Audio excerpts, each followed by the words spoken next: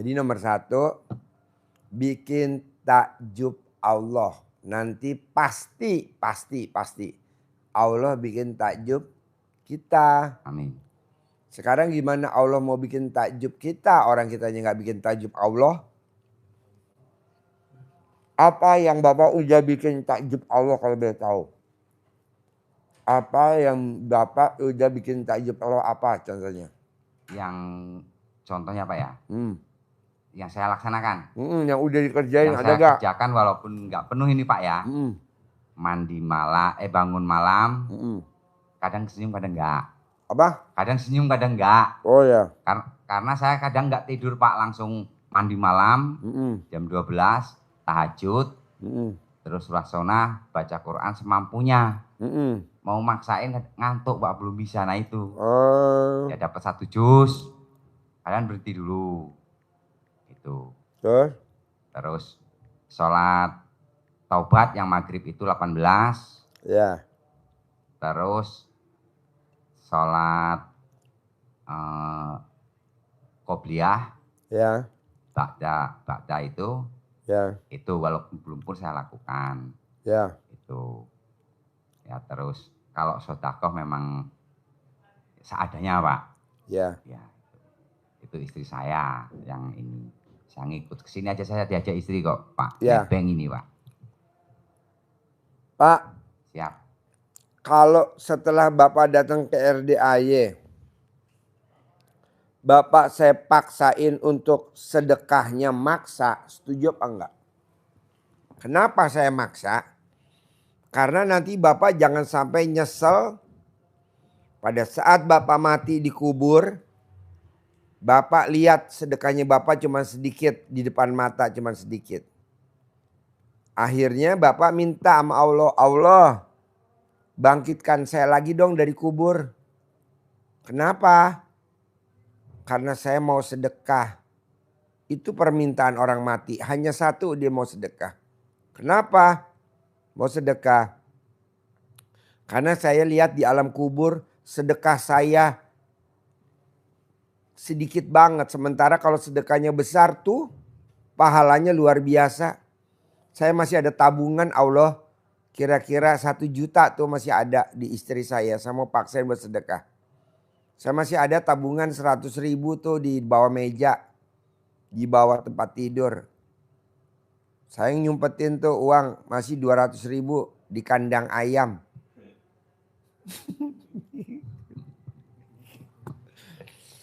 Kata Allah kemarin kemana aja waktu lo sehat. Kenapa duitnya disimpan di kandang ayam 200.000. Kenapa duitnya disimpan di meja 100.000. Kenapa duitnya dititipin istrinya 1 juta. Kenapa gak kamu sedekain. Gak ada.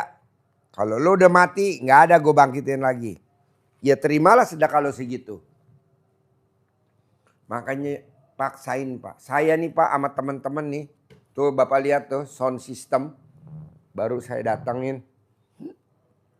Sound system. Buat anak yatim. Buat anak yatim. Kalau kita nggak bisa sedekah uang ya sedekah profesi. Nggak bisa uang ya saya suruh sedekah joget. Nggak bisa sedekah uang ya sedekah profesi. Sedekah dangdut. Sedekah menghibur. Nah Bapak kalau punya uang sedekah uang. Kalau Bapak nggak bisa ya Bapak bertani niatnya jangan untuk dijual tapi untuk sedekah. Kayak saya juga begitu. Nanam padi, berasnya buat sedekah anak yatim. Miara sapi, dagingnya buat anak yatim. Bikin odong-odong, odong-odongnya buat anak yatim. Pokoknya apa aja buat anak yatim, apa aja buat sedekah. Nanti kita nyesel seumur, bukan seumur hidup orang kita udah mati, nyesel sampai akhirat. Dunia hidup hanya untuk senang-senang, untuk bisnis dan bisnis. Kata Allah, goblok. Kok goblok? Bisnis lo diwarisin ke anak cucu lo. Apa anak cucu lo nanti ingat sama lo? Lo lihat tuh pemimpin negeri ini. Mana anaknya yang diwarisin kekuasaan, yang diwarisin harta? Nggak ada yang ingat kakeknya walaupun kakeknya dulu jadi presiden atau jadi menteri. Jadi gimana dong kata Allah? Ya sedekah aja masing-masing. Oh iya deh. Jadi bapak paksain sedekah. Ibu juga sedekah, ibu sedekah, bapak sedekah masing-masing. Karena nanti sedekahnya ibu tidak akan melekat di bapak. Sedekahnya bapak tidak akan melekat di ibu, nggak akan. Masing-masing. Bapak sedekah ya buat teman bapak dikubur, ibu ya sedekah buat teman ibu dikubur. Jadi sedekahnya maksa. Dan ibu mesti ingat loh, nanti kalau ibu mati, bapak tidak akan nengokin di kuburan setahun 2 kali, nggak mungkin. Paling nengokin kuburan kalau sempet, kalau nggak sempet nggak mungkin. Saya punya teman dan saya lihat sendiri, adik dari istri saya udah meninggal, nggak pernah kita nengokin kuburan. Walaupun anaknya saya pelihara di rumah saya, nggak pernah saya nengok. Nggak sempet bos, udah jalannya jauh, masuk ke dalam-dalam, rebeh.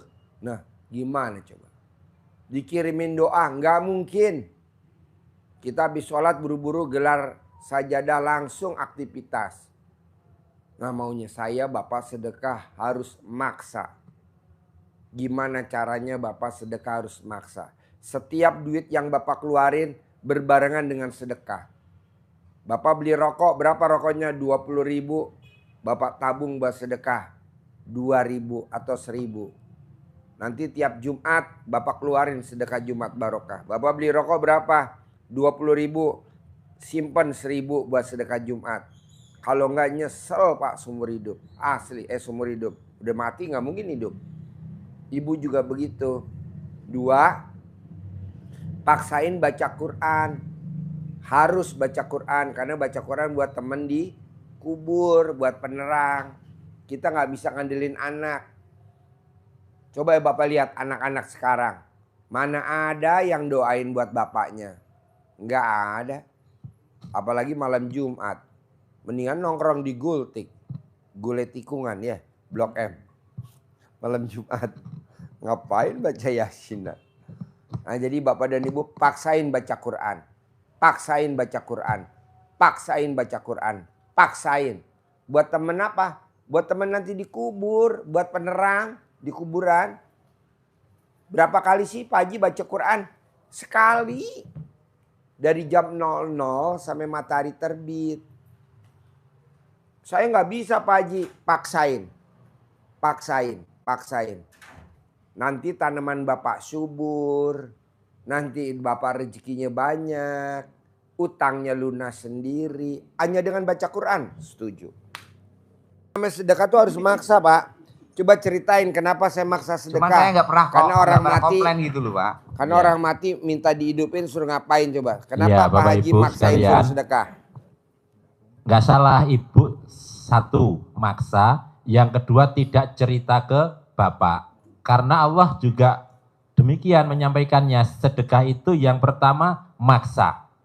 Kata Allah, siapa yang dicintai oleh Allah yaitu alladzina yunfikuna fis-sarra'i wad-dharra'i, yaitu Kebon, matang di pohon. orang-orang Nggak yang disemprot-semprot. bersedekah dalam keadaan lapang maupun sempit.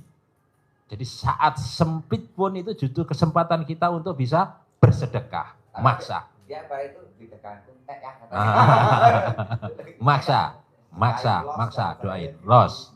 Jadi Allah memang begitu perintahkannya. Jadi tidak sekedar kita nyampaikan, tapi ternyata Allah juga sedekah itu maksa. Lapang maupun sempit. Yang kedua, sedekah itu dengan cara terang-terangan maupun sembunyi-sembunyi. Nah, ibu berarti sembunyi-sembunyi dari bapak. Terang-terangan juga boleh. Pak, aku sedekah lah. Habis itu berarti namanya terang-terangan. Iya. Jadi bisa terang-terangan, bisa sembunyi-sembunyi. Dua-duanya boleh. Nah, kenapa sedekah itu kita upayakan semaksimal mungkin? Karena sedekah itu pahalanya yang paling jelas kita nikmati langsung saat mayit itu masuk ke liang kubur. masuk ke alam kubur, mati masuk ke alam kubur, itu yang dilihat, dinikmati langsung adalah pahala sedekah. Maka mayit itu dikisahkan, diceritakan oleh Allah bahwa mereka itu merengek-rengek, meronta-ronta, memohon kepada Allah untuk dikembalikan hidup ke dunia ini walaupun hanya sesaat. Sebentar saja Allah. Untuk apa? Untuk sedekah. Karena langsung dia nikmati. Jadi gerbang pahala sedekah itu langsung dinikmati. Maka dia inginnya bukan untuk sholat, bukan untuk puasa, bukan untuk haji, bukan untuk ibadah-ibadah yang lain. Tapi satu yang langsung dinikmati, sedekah. Karena masih ingat, oh iya masih ada rekening saya, ada isinya belum saya sedekahkan ya. Saya simpen di kandang ayam. Di kandang ayam. 200.000. Morat marit. Berantakan. 200.000. Iya 200.000 berantakan di eker-eker ayam. RDAI sebenarnya gampang banget. Ilmu RDAI gampang banget. Di Al-Quran ayatnya gini Pak. Di Al-Quran ya ayatnya gini Pak. Siapa yang tidak mengaminkan takdirku. Sekarang Bapak udah ditakdirin belum punya utang sama Bank Mandiri? Udah. Siapa yang tidak mengaminkan takdirku. Bapak sekarang punya utang di Bank Mandiri 300 juta. Udah seizin Allah belum? Udah. Nah mau saya itu diaminin terus Pak. Karena ayatnya siapa yang tidak mengaminkan takdirku. Dan tidak mensyukuri nikmatku. Jadi Bapak isinya cuma bersyukur aja. Alhamdulillah dengan 300 juta kemarin dari Bank Mandiri. Manfaatnya bisa ketipu. Kalau ketipu. Ya, Alhamdulillah dari 300 juta Bank Mandiri. Saya bisa. Kalau Bapak judol. Dari 300 juta alhamdulillah saya bisa nyekolahin anak. Alhamdulillah dari 300 juta saya bisa beli dandanin rumah. Itu disyukurin dulu. Ya, Pak. Jadi kata Allah syukurnya mana? Enggak ada lu giran terima duit aja. Lupa giran mau dilelang aja mau disita ingat gue. Allah gimana nih? Mau disita. Nah, di Al-Quran ayatnya siapa yang tidak mengaminkan takdirku dan tidak mensyukuri nikmatku, keluar dari kolong langitku, keluar dan cari Tuhan selain aku. Kita suruh nyari Tuhan lagi selain Allah. Udah lo jangan nyari Tuhan lagi yang lain. Ya, Pak. Saking Allahnya marah. Jadi Bapak kalau bisa ngucap alhamdulillah, alhamdulillah, alhamdulillah, alhamdulillah, alhamdulillah, alhamdulillah, alhamdulillah 999 kali sehari 27 kali. Tapi kalau Bapak nggak ngucap alhamdulillah, alhamdulillah, alhamdulillah, alhamdulillah, habis tuh isinya cuman bala aja, isinya cuman musibah aja, isinya cuman berantem aja. Tidak ada keberkahan. Kenapa? Karena gak ada syukurnya. Berarti utang gak usah dibayar. Saya gak setuju dibayar. Nanti lunas sendiri. Ada aja jalannya. Amin. Tapi kalau Bapak bilang saya mau cair 10 miliar. Syukurnya mana? Gak ada syukur-syukurnya. Yang ada pengen-pengen doang. Gak ada pengen. Syukurin. Pak saya tanda terima kasih sama Allah Pak. Kan anak yatim tiap hari Sabtu senam. Tiap hari Minggu berenang. Ini sound system bisa pulang Pak. Ini udah berapa lama gak pulang-pulang?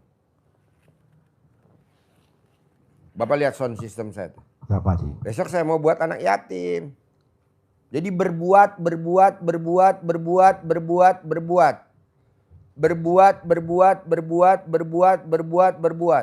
Kalau kita kan enggak. Ngeluh. Mikir. Nah bisa gak yang 18 jangan dikerjain tuh. Coba lihat Pak 18. Bapak mana 18? Nah jangan. selama Bapak masih ada 18, nggak akan cair 10 miliar. Nggak akan. Biasanya godaannya sama siapa sih? Sama ring 1. Ring 1 tuh kalau nggak anak ya pasangan hidup. Kalau nggak punya pasangan hidup ya anak. Kalau nggak ada anak ya tetangga. Kalau nggak ada tetangga ya temen. Nggak ada temen ya sahabat. Nah coba jangan Pak. Siapa Haji? Sayang. Makanya saya tanya teman saya. Ji. Alhamdulillah Ji hajat gue terkabul. Bos. Kalau bisa cair 10 miliar tiap bulan lo kerja apa? Nggak kerja gue. Cuman gue nggak punya sifat 18 aja tuh kayak tamu-tamu lu. Oh jadi tamu-tamu gue makanya nggak terkabul punya sifat 18. Iya. Terutama siapa? Sama istri. Sama anak. Sama orang deket. Sama supir. Janganlah. Kayak saya sama supir. Enggak lah. Makin supir saya bikin jengkel saya makin nambah mobilnya. Siapa? Gitu. Jangan, terutama istri nggak boleh. Jadi kalau istrinya ngambek, kita yang duluan minta maaf. Maafin ya mah, papanya salah. Maafin ya mah. Ntar duit kita lebih banyak daripada istri. Karena istri kan kalau minta maaf nggak mau. Suami yang mau, ya kan? Istri nggak mau kan minta maaf. Yang minta maaf siapa ya?